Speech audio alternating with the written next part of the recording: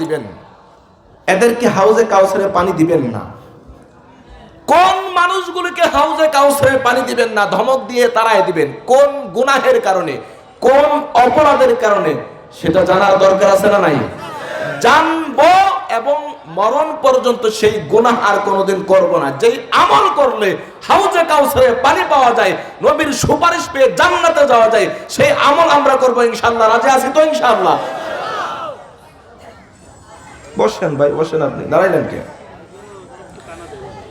আচ্ছা, এক নাম্বার কথা, তাহলে কারা হাউজে কাউসারে পানি পাবে না? নবীজি কাদেরকে তাড়ায় দিবেন দেখেন।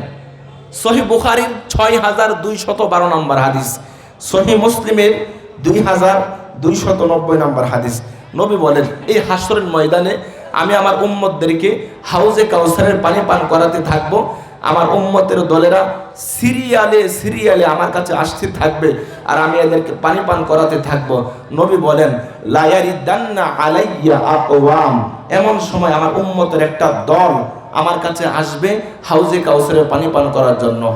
আরিফুহুম ওয়া ইয়ারিফুনানি, আমি এদেরকে দেখে চিনে ফেলবো যে এরা আমার উম্মত, আর ওরাও আমাকে দেখে চিনবে আমি তাদের পয়গম্বর। নবী বলেন, আমি তাকায়া দেখলাম আমার এই উম্মতের দলের কলিজা ফাটা পিপাসা লেগেছে, পিপাসার কারণে তাদের জিহ্বাটা বের হয়ে গেছে। নবী বলেন, আমি চাইলাম এদেরকে হাউজে কাউসারে পানি পান করাতে। খেয়াল করেন, পয়গম্বর বলেন, এমন সময় সুম্মা ইউহালু বাইনি ওয়া বাইনাহুম, এমন সময় আমি পয়গম্বর আর আমার এই উম্মতের মাঝখানে আল্লাহ একটা ওয়াল তৈরি করে দিবেন, একটা পর্দা ফেলে দিবেন। এই উম্মতগুলোকে আমি নবীর কাছ থেকে আল্লাহ তাআলা আড়াল করে দিবেন। আমি এদেরকে হাউজে কাউসারে পানি পান করাইতে পারলাম না। নবী বলেন, আমি আল্লাহ তাআলাকে বড় মায়া আর আবেগ নিয়ে ডাক দিয়া বলবো, আল্লাহ ইন্নাহুম মিন্নি, এরা তো আমার উম্মত। আয় আল্লাহ, এরা আমার উম্মতের দল, এদের কলিজা ফাটা পিপাসা লেগেছে। আয় আল্লাহ, আমি চাইলাম আমার উম্মতদেরকে হাউজে কাউসারের পানি পান করাইতে, তুমি কেন দিলা না? নবী বলেন, তখন আমাকে ডাক দিয়া বলা হবে, ফাইয়াকালু ইন্নাকা লা তাদরি, নবী বলেন আমাকে বলা হবে, ও পয়গম্বর, আপনি তো আসল চেহারা চিনেন না, আপনি তো এদের আসল পরিচয় জানেন না। যদিও দেখতে এদেরকে আপনার উম্মতের মতো মনে হয় ও নবী আমার, কিন্তু এরা আপনার আসল উম্মত না। আপনি দুনিয়ার জমিন থেকে বিদায় হওয়ার পর এই মানুষগুলো আপনার শরীয়তের মধ্যে পরিবর্তন করেছে, আপনার দ্বীনের মধ্যে পরিবর্তন করছে। এরা আপনার সুন্নাত বাদ দিয়া মন গড়া বিদআত আমল করেছে। জোরে কন্না আউযুবিল্লাহ। নবী বলেন, যে মাত্র আমি শুনবো যে এরা আমার সুন্নতের উপর আমল করে না, এরা মন গড়া বিদআত আমল করছে, এই কথা শোনার পর আমার মেজাজটা বড় গরম। নবী বলেন, আমার মেজাজটা গরম হয়ে যাবে।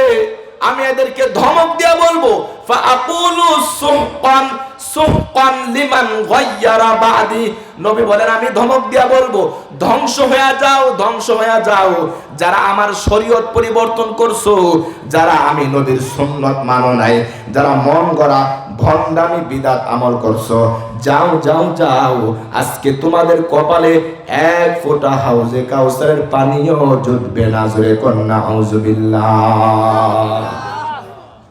তাহলে এই আলোচনা সহিহ বুখারীর হাদিস দ্বারা আমরা জানতে পারলাম, যারা মন গড়া বিদআত আমল করবে, মন যা চাইবে সেই অনুযায়ী আমল করবে, যারা পয়গম্বরের সুন্নাত মোতাবেক আমল করবে না, এদেরকে আল্লাহর নবী হাউজে কাউসারের পার থেকে ধমক দিয়া তাড়ায় দিবেন।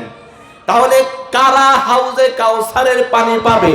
যারা পয়গম্বরের খাঁটি উম্মত হতে পারবে, এদেরকে নবী হাউজে কাউসারের পানি পান করায় অন্তর শীতল করবেন, সুপারিশ করিয়া জান্নাতে নিয়ে যাবেন। এখন বলবেন, হুজুর, তাহলে পয়গম্বরের খাঁটি উম্মত কিভাবে হওয়া যায়?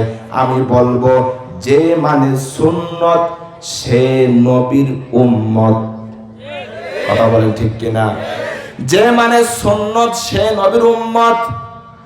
যে সুন্নত মানে না, মুখে মুখে উম্মত দাবি করলেও নবী তাকে উম্মত বলে স্বীকার করবেন না। কথা বলেন ঠিক কিনা? যে দুনিয়াতে নিজেকে আশিক রাসূল আর সুন্নি বলে দাবি করে, কিন্তু সে নবীর সুন্নত মানে না, সুন্নত মোতাবেক আমল করে না, হাসরের ময়দানে নবী তাকে ধমক দিয়া হাসরের ময়দান হাউজে কাউসারের পার থেকে তাড়ায় দিবেন। কথা বলেন ঠিক কিনা? তাহলে যদি তুমি পয়গম্বরের সুপারিশ লাভ করে জান্নাতে যেতে চাও, যদি রাসূলের হাতে হাউজে কাউসারের পানি পান করে অন্তর শীতল করতে চাও, নবীর খাঁটি উম্মত হওয়া লাগবে। উম্মত কিভাবে হওয়া যায়? যে মানে সুন্নত সে নবীর উম্মত। অথচ আমগো দেশে একদল লোক আছে, দেখবেন যারা সুন্নতের খবর নাই, অথচ নিজের নামের শুরুতে টাইটেল লাগায় আশিকে রাসূল। কথা বলেন ঠিক কিনা? নামাজ নাই, রোজা নাই, পর্দার কোনো খবর নাই, খালি গাঁজা খায় আর পীরের পায়ে সেজদা দেয়। ওরাও নিজের নামের শুরুতে আশিকে রাসূল টাইটেল লাগায়। কথা বলেন ঠিক কিনা? আশিকে রাসূল দাবি করলেই তো আশিকে রাসূল হওয়া যায় না। দেখবেন এদের মুখের মধ্যে নাই দাড়ি, হাতে লাগাই চুড়ি, মাঝে মধ্যে পরে আবার লাল শাড়ি, মাথায় মহিলাদের মতো লম্বা চুল, আবার গলায় বাঁধে ঢোল, আবার সাইনবোর্ড লাগায় আশিকে রাসূল। কথা বলেন ঠিক কিনা? আমি একটাকে জিজ্ঞেস করলাম, আরে ভাই, এই যে নামাজ রোজা বাদ দিয়া, টুপিদারি বাদ দিয়া, নারী পুরুষ একসাথে বেপরদা, ঢোল বাজাও, গান বাজনা করো, গাঁজা খাও আর পীরের পায়ে সেজদা দাও, এই যে আল্লাহর ইবাদত বাদ দিয়া, নবীর সুন্নত বাদ দিয়ে এই যে ভণ্ডামি করতেছো, তোমার দুই কাঁধে দুই ফেরেশতা কিরামান কাতিবিন সব লিখে রাখতেছে, হাসরের ময়দানে কিন্তু ধরা খাইবা। বলে হুজুর ধরা খামো না। কেন খাবি না? কই যে বাবার কাছে মুরিদ হইছে, বাবাই আমাকে জান্নাতে নিয়ে যাইব। তো জোরে বলেন না নাউজুবিল্লাহ। হ্যাঁ বলে না? গানের, আবার গানের সুরে সুরে বলে। একটু বলবো আপনাদেরকে, হ্যাঁ রাগ করবেন না তো? সুরে সুরে কই কই কিরামান কাতিবিন রোজ হাসরের দিন আল্লাহর দরবারে যদি করে অভিযোগ, আমরা বলবো দুনিয়ায় ছিলাম ল্যাংটা বাবার লোক। জোরে কোন নাউজুবিল্লাহ। কিরামান কাতিবিন যদি অভিযোগ করে বলবো অমুক বাবার লোক ছিল ল্যাংটা। দেখেন মানুষের মগজ কত নষ্ট। একটা মানুষ পুরা ল্যাংটা হয়ে বসে আছে, গায়ের মধ্যে কোনো কাপড়ই নাই, ফরজ তরক করে বসে আছে। নারী আর পুরুষ এই ল্যাংটার পায়ে গিয়ে সেজদা দেয় আর বলে বাবা একটা বাচ্চা দাও।